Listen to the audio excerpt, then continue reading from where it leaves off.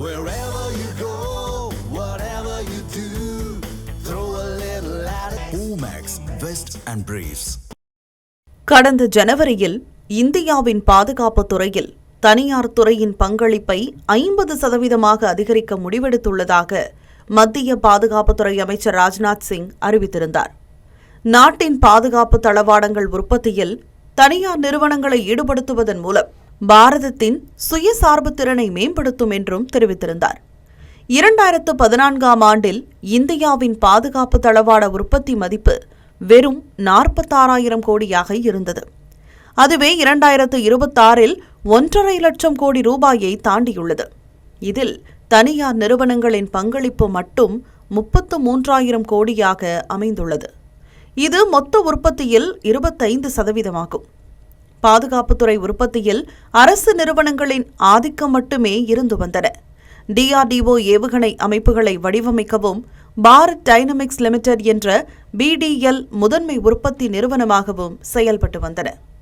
2014க்கு பிறகுதான் தனியார் நிறுவனங்களின் பங்களிப்பும் பாதுகாப்புத்துறையில் அதிகரிக்க தொடங்கியது. இந்த மாற்றத்தின் பின்னணியில் பிரதமர் மோடியின் ஆத்ம நிர்பர் பாரத் திட்டம் முக்கிய பங்கு வகித்துள்ளது.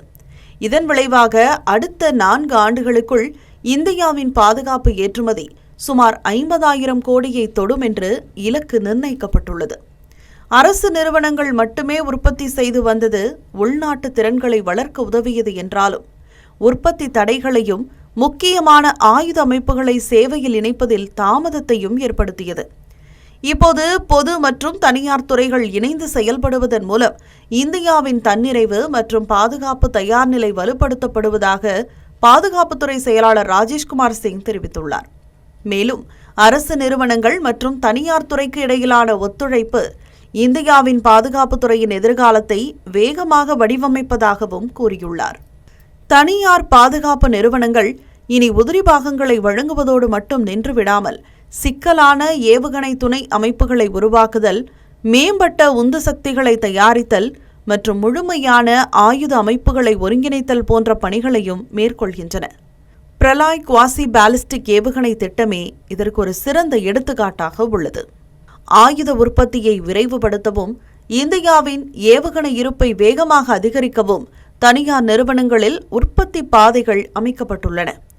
தெற்காசியாவிலேயே மிகப்பெரிய தனியார் ஏவுகணை உற்பத்தி வளாகத்தை 2,500 கோடி மதிப்பில் மத்திய பிரதேசத்தின் சிவபுரியில் அதானி டிஃபென்ஸ் அண்ட் ஏரோஸ்பேஸ் நிறுவனம் உருவாக்கி வருகிறது.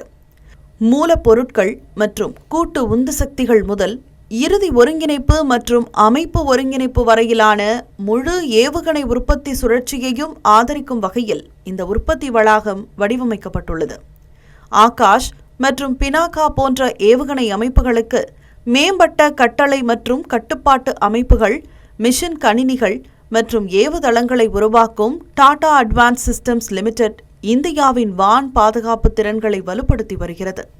அரிஹந்த் வகை நீர்மூழ்கி கப்பல்களுக்கான நீர்மூழ்கி கப்பல்களிலிருந்து ஏவப்படும் பாலிஸ்டிக் ஏவுகணை தளங்கள் மற்றும் பிரம்மோஸ், பிருத்வி ஏவுகணை அமைப்புகளுக்கான பாகங்கள் உள்ளிட்ட இந்தியாவின் மிக முக்கியமான சில திட்டங்களுக்கு லார்சன் அண்ட் டூப்ரோ நிறுவனம் தனது கனரக பொறியியல் திறனை வழங்குகிறது.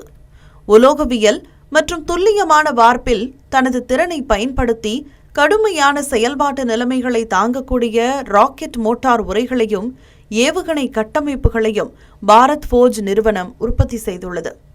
நவீன ஏவுகணை அமைப்புகளுக்கு அத்தியாவசியமான திட உந்து எரிபொருட்கள், உயர் ஆற்றல் வெடிபொருட்கள் மற்றும் போர்க்குண்டு ஒருங்கிணைப்பு தொழில்நுட்பங்களின் முக்கிய விநியோகஸ்தராக சோலார் டிஃபென்ஸ் நிறுவனம் வளர்ந்துள்ளது. இந்த நிறுவனங்களுக்கு ஆதரவாக 200க்கும் மேற்பட்ட சிறப்பு வாய்ந்த குறு, சிறு மற்றும் நடுத்தர நிறுவனங்களை கொண்ட ஒரு வளர்ந்து வரும் பாதுகாப்பு உற்பத்தி சூழல் அமைப்பு உள்நாட்டிலேயே உருவாக்கப்பட்டுள்ளது.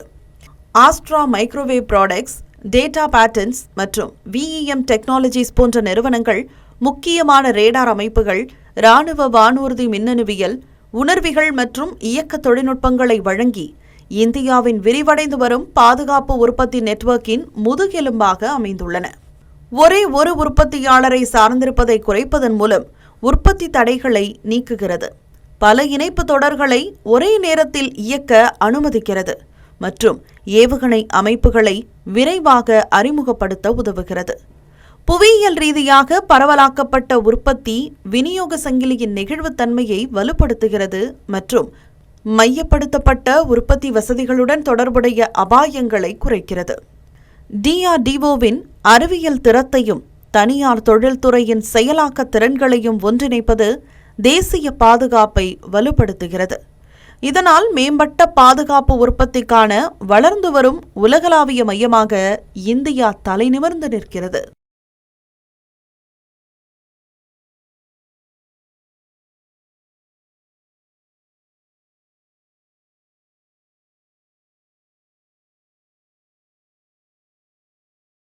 தமிழ் ஜனம் சேனலை சப்ஸ்கிரைப் பண்ணாம பார்த்துட்டு இருந்தீங்கன்னா மறக்காம சப்ஸ்கிரைப் பண்ணிடுங்க.